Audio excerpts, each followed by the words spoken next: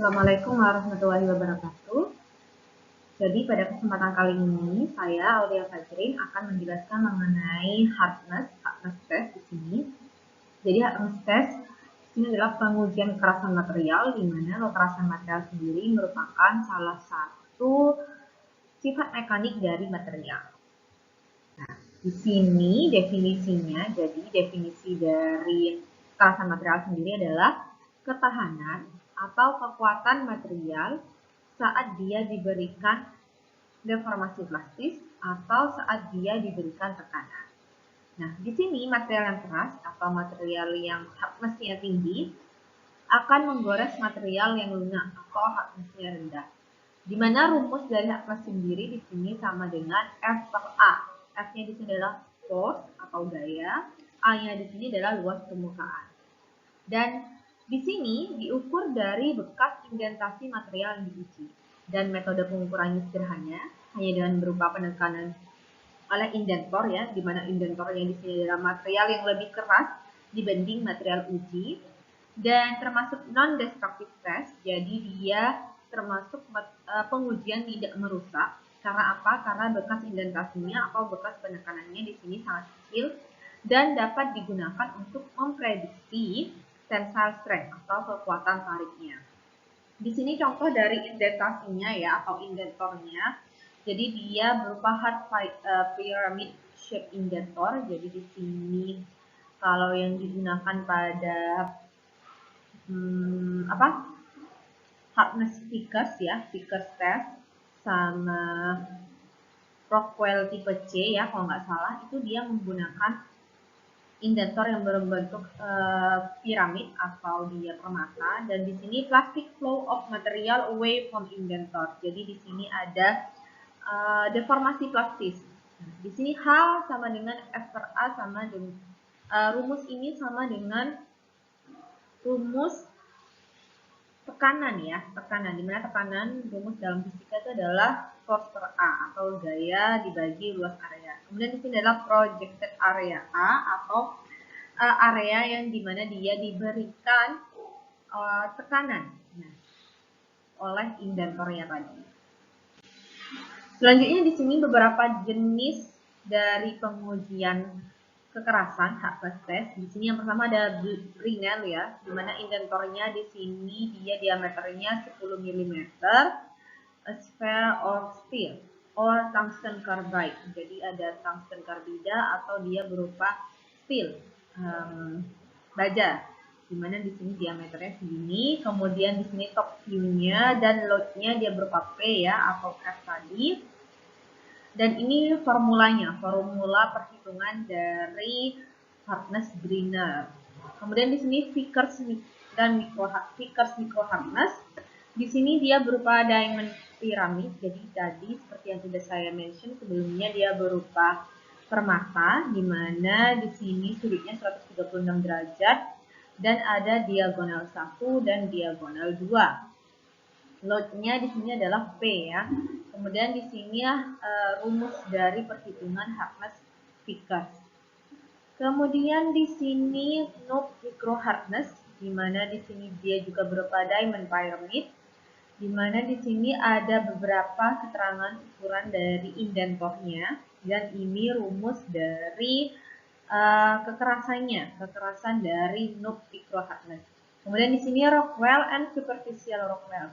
Jadi diamond cone-nya di sini ada beberapa diameternya ya, ada yang per 16, per 8 hingga setengah, dan dia berupa bola pejal atau bola baja ya di sini. Di mana sudutnya, sudut indentasinya di sini adalah 130 derajat dengan berbagai jenis load, dengan berbagai jenis beban atau gaya yang diberikan. Nah, ini satuannya ya. Untuk yang Rockwell, dia dari 60 kg beban sampai 150 kg. Dan ada yang superficial Rockwell dari 15 kg sampai 45 kg. Jadi di sini ada keterangan dari rumusnya, rumus Rockwell hardness value-nya.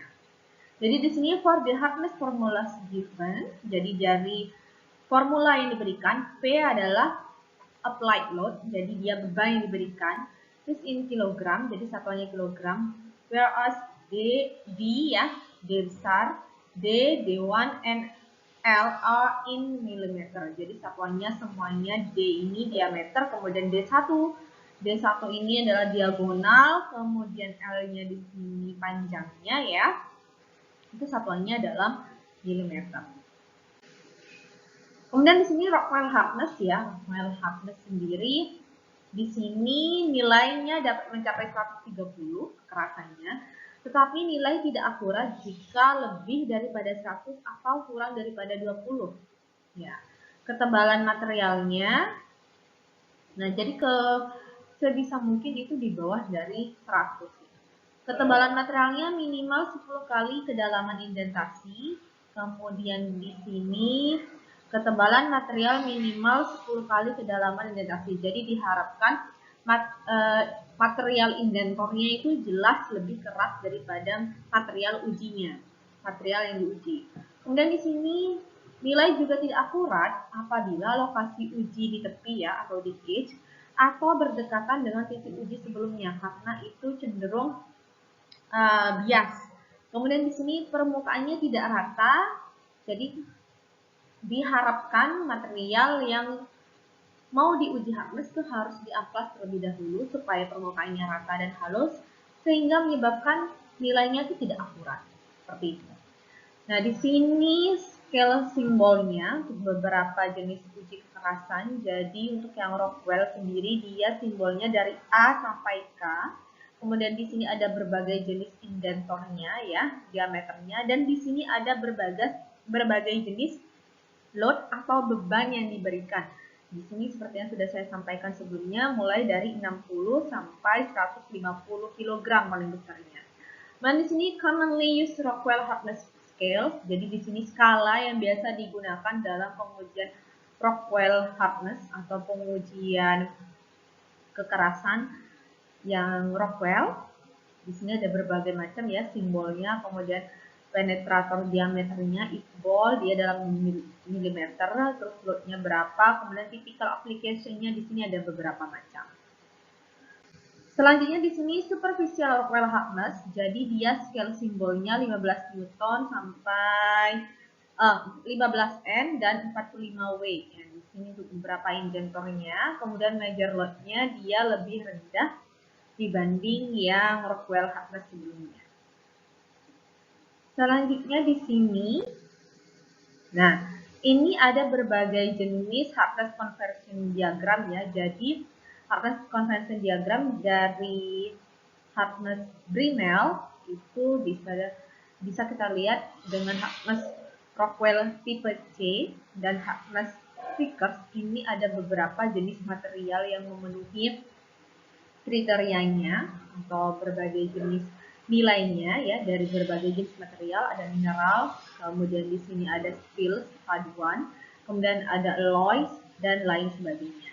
Kemudian di sini ada berbagai jenis Brinell hardness, knob hardness, Rockwell B, dan beberapa jenis material yang dia berada di rentang ini ya, di rentang kekerasan tertentu.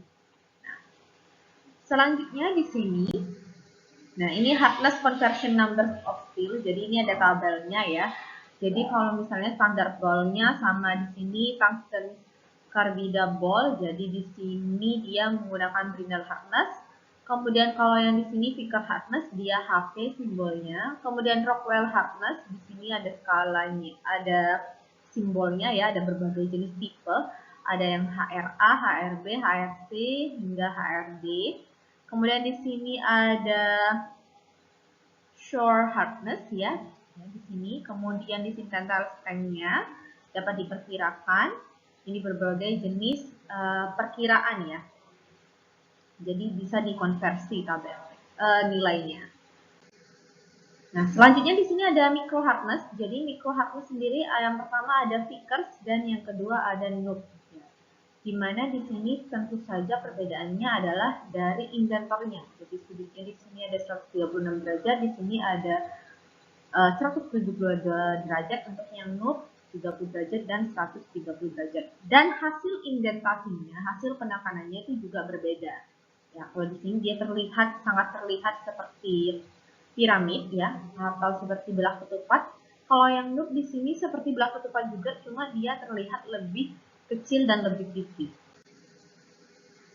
Selanjutnya di sini ada micro hardness ya. Jadi micro hardness sendiri dia range-nya atau rentangnya dia hanya mengukur material dengan hardness value-nya atau nilai kekerasannya lebar mulai dari plastik ya, polimer, kemudian logam materialnya, hardened steel ya, baja yang dikeraskan, hingga keramik di mana hardness value keramiknya atau nilai hardness-nya di sini lebih tinggi daripada logam. Jadi bisa kita simpulkan bahwa rata-rata commonly ya, keramik itu lebih keras dibanding logam. Kemudian di sini size and shape of specimen. Jadi di sini ukuran dan bentuk dari spesimennya ada yang kecil ya. Kemudian titik ujinya bisa di tepi. Ya, ukuran spesimennya di titik ujinya bisa di tepi, beda dengan Rockwell ya. Bisa kalau yang Rockwell dihindari titik ujinya di tepi, tapi kalau yang micro hardness dia bisa di tepi dan tidak dapat mengukur material terlalu besar. Jadi materialnya itu cenderung kecil. Flatness atau kerataannya ya. Jadi spesimennya harus rata, jelas harus rata sama dengan pengujian hardness Rockwell. Dan indentornya harus tegak lurus terhadap permukaan spesimennya. Kemudian surface condition-nya di sini keadaan dari permukaannya. Jadi harus smooth, halus, dan minimal kekasarannya 3 mikrometer. Jadi gritnya 60 ya, amplosnya. Kemudian permukaan kasar akan menunjukkan bekas yang lebih dangkal dari sebenarnya. Jadi spesimen juga harus memantulkan cahaya. Jadi dia harus benar-benar bersih agar mudah mengukur jarak diagonalnya. Yang dimaksud dengan jarak diagonal tadi D1, D2 itu. Kemudian di sini homogeneity atau keseragaman ya. Jadi untuk mengukur hardness value yang valid atau nilai kekerasan yang valid di sini minimal dilakukan pengukuran 5 titik. Jadi diambil rata-ratanya nanti. Kemudian di sini tanda indentasinya dia sangat kecil dan harus dilihat dengan mikroskop ya. Itu juga karena ini micro hardness ya. Dibandingkan dengan bekas hardness Rockwell. Jadi kalau bekas hardness Rockwell tuh bisa langsung terlihat. Kemudian di sini jarak indentasi marknya minimal 2,5 kali diagonal. Jadi harus kita garis bawahi bahwa jarak antar indentasinya atau jarak antar tanda tekanannya itu ya, tanda penekanannya minimal 2,5 kali diagonal. Jadi kita harus tahu terlebih dahulu diagonalnya berapa. Kemudian di sini work environment-nya atau keadaan dari tempat kita saat melakukan pengujian itu diharapkan bebas dari getaran. Jadi karena getaran ya, vibrasi itu menghasilkan nilai underestimation ya daripada nilai yang sebenarnya. Jadi dia menghasilkan ketidakakuratan dalam proses menghasilkan nilai kekerasan. Kemudian di sini vibrasi dari ketukan jari di meja dapat menghasilkan nilai yang berbeda jauh. Jadi sangat sensitif alatnya. Kemudian aplikasi dari micro hardness itu sendiri tentu saja dia digunakan untuk mengukur komponen yang perlu presisi ya, dan spesimennya itu tipis serta kecil. Kemudian di sini hardness-nya secara melintang, transverse, terutama ketika surface hardening atau surface modification. Ini contohnya, kemudian mengukur hardness komponen mikro dalam spesimen komposit. Nah, komposit juga dapat menggunakan, kekerasan komposit juga dapat digunakan menggunakan pengujian micro hardness. Misal hardness silika dalam steel pada komposit keramik matriks logam. Selanjutnya di sini adalah Vickers micro hardness, di mana indentornya dari diamond yang highly polished sehingga tidak cacat permukaan indentornya. Jadi indentornya di sini nyaris sempurna. Kemudian bentuk indentornya square base piramid ya, dan sudut antar permukaan indentornya 136. Serta ini beberapa rumusnya ya, bukan beberapa, ini salah satu rumusnya. Kemudian depth kurangnya dari 1/7 dari panjang diagonal. Sedangkan untuk noob micro hardness di sini bentuk indentornya berupa rhombic base pyramid, kalau yang tadi square base pyramid.